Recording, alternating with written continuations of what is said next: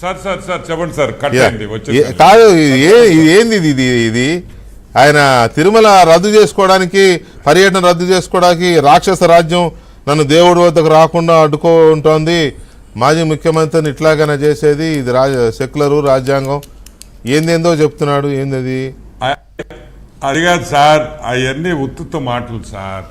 యాక్చువల్గా ఏమైందంటే మనం అందరం మా విమలక్క వైఎస్ విమలాంటికి నమస్కారం పెట్టి ఆమె దండం పెట్టాలి. ఆమె ఆత్మకథ వాళ్ళ మేనత్తగా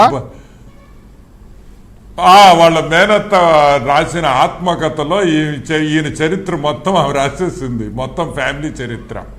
ఎప్పుడు మారారు, ఎట్ట మారారు అన్ని అయ్యే కదా. ఈరోజు మార్నింగ్ ప్రెస్ మీట్ బయట పెట్టింది అయ్యే.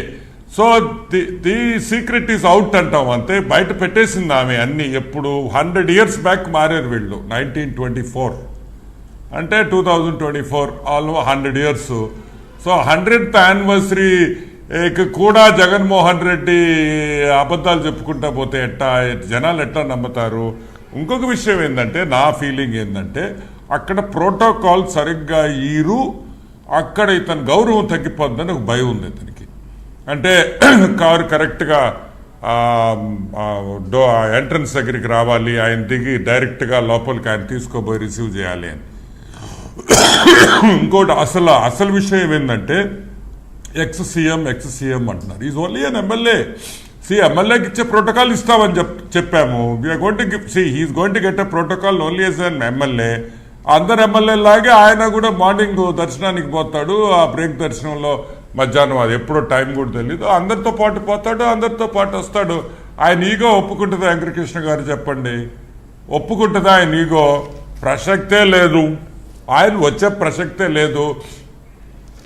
ఆయనకుండే ఈగో ప్రాబ్లమ్స్కి, ఆయనకుండే గర్వానికి అతను ప్రోటోకాల్ లేకపోతే అసెంబ్లీకే రావట్లేదు సరిగ్గా. ఆయన నాకు గౌరవం ఇవ్వటం లేదని దేవుడి దగ్గర కూడా ఇంకా వెంకటేశ్వర స్వామి వచ్చి బయటకు వచ్చి రిసీవ్ చేసుకోవాలి. ఏందండి నాకు అర్థం కాదు ఈ పిచ్చి. కాకపోతే నువ్వు దేవుడిని చూడాలనుకున్నావు, పో, హూ స్టాపింగ్ యూ?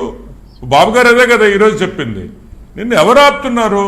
నువ్వు క్రిస్టియన్వి, 4 గోడల మధ్య నేను బైబుల్ చదువుకుంటే ఏం సార్ మీరైనా కొడతారా ఆయన బయటకు వచ్చేది? నేనేం కొట్టను. ఏంది సార్ ఇది? ఇప్పుడు నేను భగవద్గీత చదువుతాను, నేను బయట కూడా చదువుకుంటాను, ఆఫీస్లో కూడా భగవద్గీత ఉంటుంది. ఇన్ఫ్యాక్ట్ భగవద్గీత ఈడే ఉంది, ఈ టేబుల్ మీదే ఉంది. నాకు ఎప్పుడు కొంచెం టెన్షన్ ఉందంటే ప్రశాంతంగా చదువుకుంటా, నాకు రిలీఫ్ వచ్చేస్తుంది. సో ఆయన 4 గోడల మధ్య ఎవరైనా బైబుల్ దొంగతనం అనకూడదు, ఎందుకంటే అది కరెక్ట్ కాదు. నేను అనేది ఏంటంటే, it is not correct. Religion is a personal choice of every human being.